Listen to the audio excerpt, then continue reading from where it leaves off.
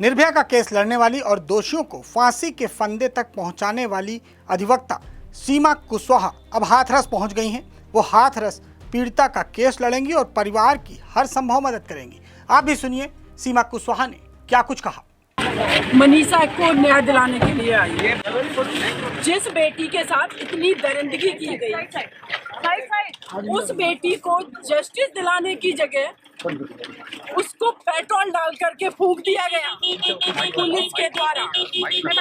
आप उस बेटी को बचा नहीं पाए। लॉ एंड ऑर्डर आपका फेल था पूरी तरीके से। 8 दिन तक रेप का सेक्शन दर्ज नहीं किया आपने। जब इस बेटी ने अपना दम तोड़ दिया, उसके बाद किस वजह से आपने उस बेटी को पेट्रोल डाल के जलाया? हम बेटियों की डिग्निटी की कौन रक्षा करेगा? कानून नाम की कोई चीज या तो उन बेटियों को पेट्रोल डाल करके जलाया जाता है, जलाया गया।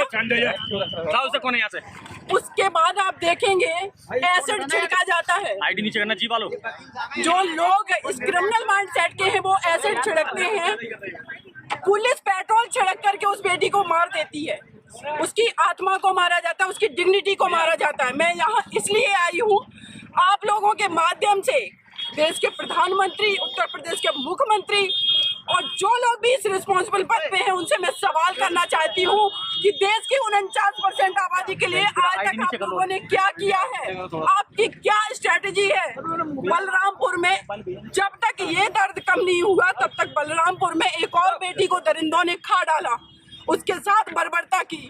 मैंने निर्भया को जस्टिस दिलाया, मैं मनीषा को भी जस्टिस दिलाऊंगी। कहाँ तक ले जाएंगी इस केस को? क्या आप केस लड़ने की बात कर रही हैं? बिल्कुल मैं केस लड़ने की बात कह रही हूँ। सुबह उनके भाई सत्येंद्र से बात हुई लेकिन वो क्लियर बात नहीं हो पा रही। वो लोग बहुत दुखी हैं, इसीलिए मैं यहाँ पर आई हूँ कि उस परिवार से मुझे मिलना है, उनसे बात करनी है और मुझे इस बेटी को न्याय दिलाना है। आपको रोका जा रहा है, मीडिया को सुबह से एंट्री नहीं दी गई। ये केस के अंदर एसआईटी है, क्या आप जाने की कोशिश करेंगे अंदर? मैं बिल्कुल जाने की कोशिश करूंगी। देखिए, अगर लॉ एंड ऑर्डर फेल हुआ है तो वो आपके वजह से।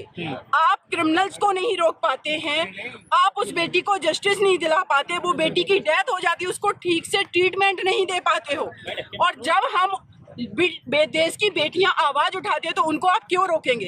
किसी से ये जवाब दीजिए, क्यों रोकेंगे? सीमा जी, इस मामले में पुलिस की कितनी गलती मानती हैं आप? पुलिस की कितनी गलती? हमारी जो सीओ है इस केस के इन्वेस्टिगेशन ऑफिसर, उनसे बात हुई है, एसएचओ से मेरी बात हुई है और इस केस को मैं पहले से ही अपडेट ले रही थी। लगातार मेरी बात हो रही थी। जिस तरीके से इसमें सीओ जो खम सिंह है उन्होंने मुझे बताया कि मैडम हमने इसलिए अभी 376 एक्शन नहीं लगाया क्योंकि बेटी स्टेटमेंट नहीं दे पाई।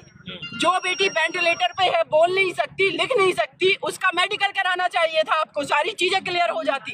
और आपने क्या किया? फॉरेंसिक टेस्ट के लिए भेज दिया। एक इस देश के अंदर फॉरेंसिक लैब कितनी है?